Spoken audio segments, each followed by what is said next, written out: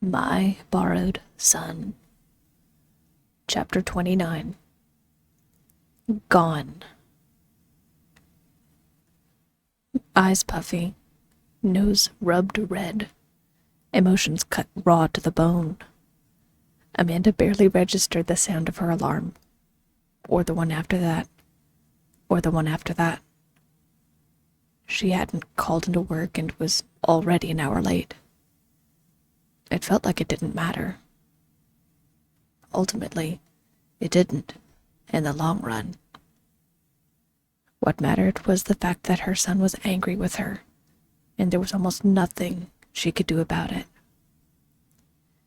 Amanda groggily reached for her phone and absent-mindedly dialed her boss's number, apologizing profusely and telling everyone there was a personal emergency that prevented her from contacting them sooner. The team and her supervisor were understanding, but it was certainly worth a warning, and she went ahead and took off the next few days to prevent it from happening again. Right now, the pressing issue was comforting Parker in his time of distress. She couldn't begin to fathom what it would take to show how sorry she was for keeping the truth a secret from Parker. Words alone wouldn't be enough, and time was quickly running out. Amanda needed to act, and now was just the first step of many. Amanda shuffled downstairs and hurriedly put together a fun breakfast made of chocolate chip waffles, chocolate milk, and several other of Parker's favorites. She cleaned as she went and made sure everything was cut and set up to the best of her abilities. Though it wasn't different than anything Amanda would do any other day, Amanda made sure she put in the extra effort for Parker's sake. Everything was presentation ready on the kitchen counter, and the scene was spotless. Now it was just a waiting game. Amanda sat there at the counter with her morning tea, without drinking it, and kept a lookout for any sign of Parker. Her fingers clasped the warm mug, heat seeping in through her fingers as she waited. Any minute, Amanda knew Parker would be coming down the stairs, where she could open a dialogue about everything that happened yesterday. Any second now, she would apologize, and though he would be mad, Parker would forgive her, and they could start moving forward with finding the answers and learning more about him being a borrower. Those seconds turned into minutes, which turned to nearly 2 hours of waiting. It was too much for Amanda to bear. Initially, she wanted to give Parker his space and give him time to process everything from yesterday. She'd even dared to go upstairs a few times to listen at the door to see if she could hear anything. In her mind, Parker might be mad enough to not come downstairs to share breakfast. But Amanda didn't hear any sign of her adopted son. No sound of streaming, no sound of games, no sound of videos or music. Nothing. After the end of that second hour, Amanda decided to make the first move.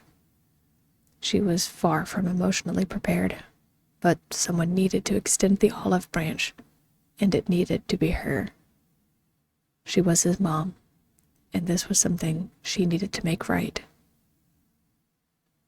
Her feet felt like lead bricks as she hoisted them one after the next up the stairs.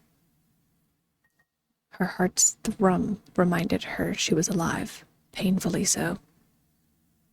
Amanda's hand shook as she raised them and knocked on the door in front of her. The terror of being rejected was the only thing that matched her growing apprehension as she heard no response from the other side of the door. Amanda's heartbeat quickened. Parker was soft and often quiet, but something was making the hair raise on the back of her neck. She knocked again, and, after clearing her throat, decided to call out. "Parker? Parker, I'm here. I'm coming in," called Amanda gently. The door squeaked, as it attempted to resist being opened. Inside, Amanda could see the interior lights were on. There was no sound inside, but perhaps Parker was just thinking. It wouldn't be the first time he laid in bed and stared at the ceiling, contemplating grand questions about life.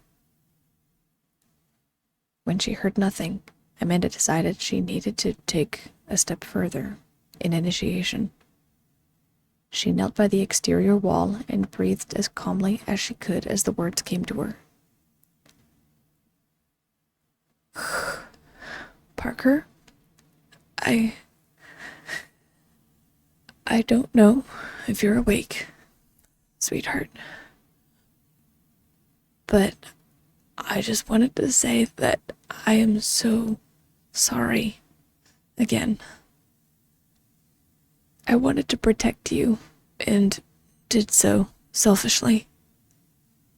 I always wanted to be a mom, but I can't, I can't be a mother. But I could be a mom to you. You came into my life and gave me purpose. You gave me a love that I never thought I could have for someone else. I was so scared of letting that go. I was terrified that you wouldn't see me as your mom like how I see you as my son. I'm still scared. I'm scared my selfishness got in the way of our happiness. I'm scared I hurt you. And I know I did, because I didn't have the answers you deserved. I never wanted to lie to you. But I didn't know what to say. I didn't have anything to say. There were a million times that I could have said something, anything, about how you came into my life, but chose not to. Because I wanted to keep holding on to this little world we had between us.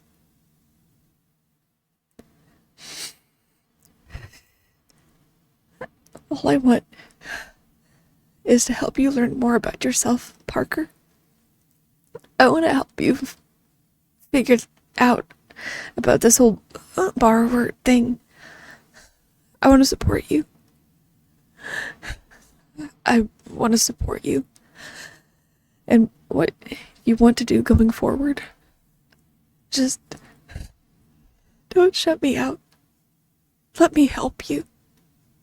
Let me make it up to you.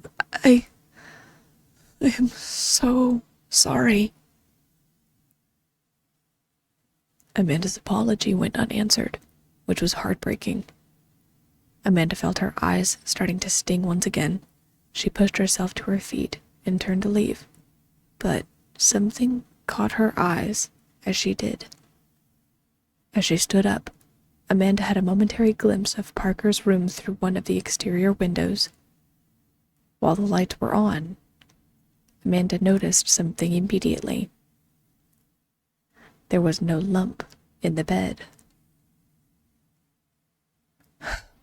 Parker? Amanda called. She knew it was prying into his personal space, but something in the back of her mind prompted her maternal instinct to peer inside some of the other windows. Nothing. No sign of Parker inside. Parker? Her heart started to flutter and pound simultaneously.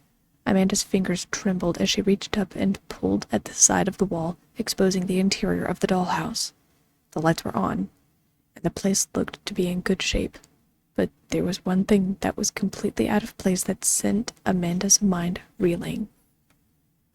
Right there, on Parker's bed, was a piece of paper. Amanda practically launched herself into the dollhouse as she snagged the paper and pulled it open, and immediately she fell to her knees. There, in the middle of the page, were 8 little words. I'm sorry. I need to find the truth. Amanda felt her insides completely bottomed out. Something like this could only mean one thing. Parker was gone.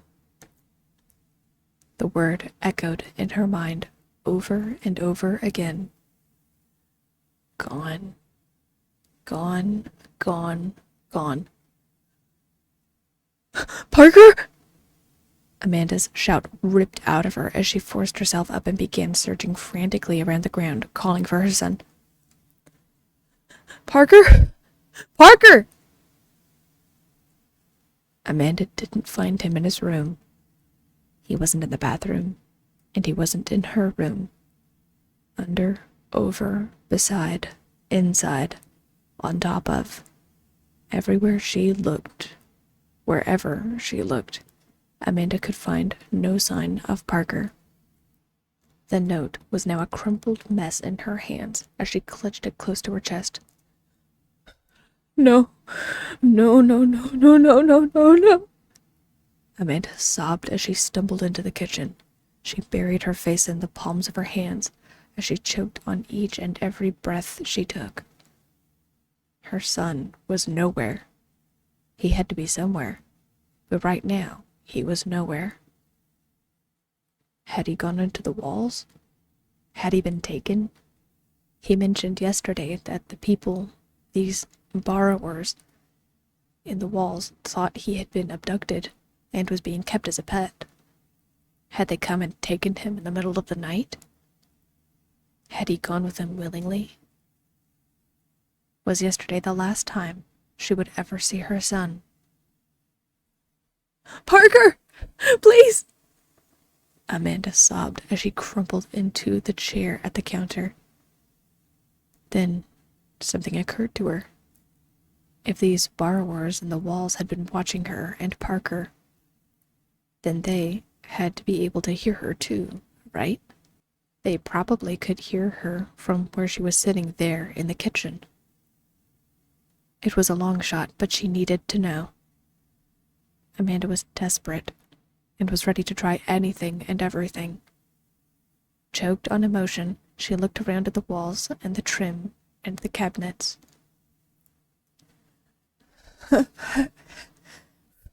Hello? Hello? My name is Amanda. I know you're there. Please. My son, Parker. Just saying his name made her choke up. Her whole body was shaking. She couldn't believe what was happening.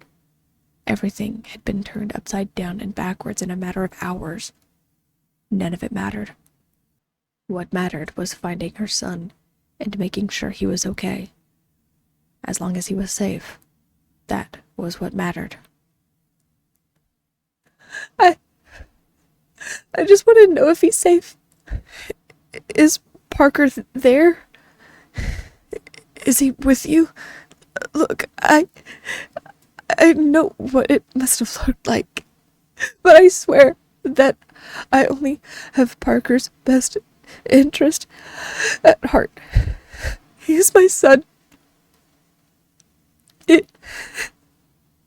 doesn't matter to me if he's a borrower. I love him. If he wants to stay with you. Amanda couldn't even get the words out. She couldn't bring herself to say the words. But there was little else she could do. Please. I just want to know he's safe. I saw this letter on his bed about finding the truth. I don't know if he's with you or if he's run away. I just want to know he's safe, please. Do you know where he is? Is he okay? I just want to know he's safe. That's all, please. Please. I just want to find my son. I just want to apologize to him. I didn't get to say goodbye. Please. If he's with you, please. Just give me that.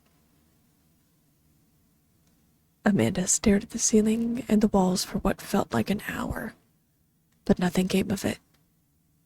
Completely defeated, she slumped down into her seat at the counter, head in her hands, as numbness overwhelmed her. Did the others hear her? Were they even listening? Who else could she go to? The police? How could she explain Parker's size to them? That was going to be a dead end. Her friend Mel couldn't do anything to help out either. She was on her own. Or was she?